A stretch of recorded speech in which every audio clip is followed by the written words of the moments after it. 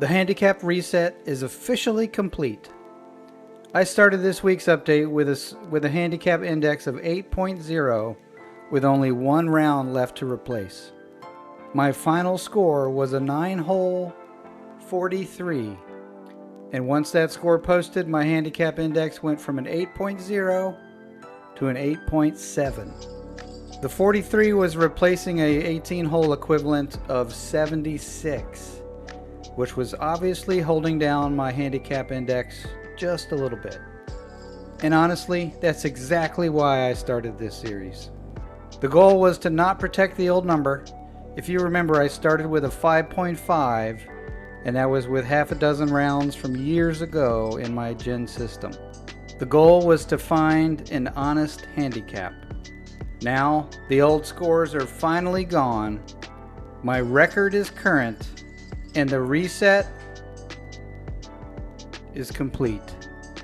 Hey Boom Squad, back 9 warriors, and anyone out there fighting for par. This is Aim High, Shoot Low's Handicap Reset series, and I'm Bobby Golf.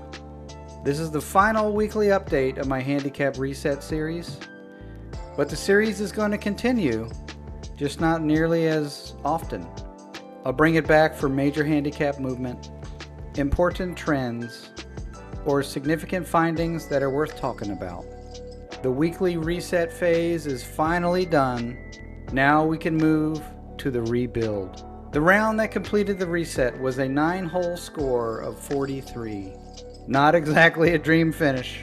I would have loved to have closed the series with a 37 or 38 or another strong 9-hole round, but that's not what happened. I shot a 43. Honestly. I only hit 2 fairways. I only hit 2 greens. So from the beginning, I was relying on scrambling. And that was basically the story for the entire round. When you're missing fairways and missing greens, the game gets hard really quickly. You're constantly trying to recover, save par, avoid the big mistake, and keep the round from slipping away. And it reinforced something I've been thinking for quite a while now. Ball striking is probably going to be my #1 priority going forward.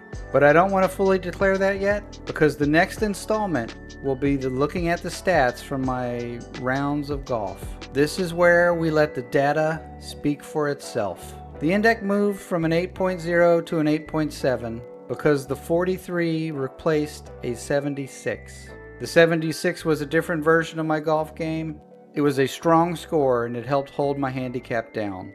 But this reset is about replacing old strong scores with current accurate ones. So even though I don't love seeing the number move up, I do respect what it represents. It is current, it is honest, and it gives me a real, accurate baseline. For a while now, I've felt my handicap was somewhere between an 8 and a 10. Now I know it's an 8.7. It's not a number I want to finish with long term, but it is an excellent starting point. When I started this series, I wanted to answer one question. Where is my golf game really at right now? Not where it used to be, not where I wish it was, but where it actually is today. Now I have that answer. It's an 8.7. And that gives me something very valuable. It gives me a truthful starting point.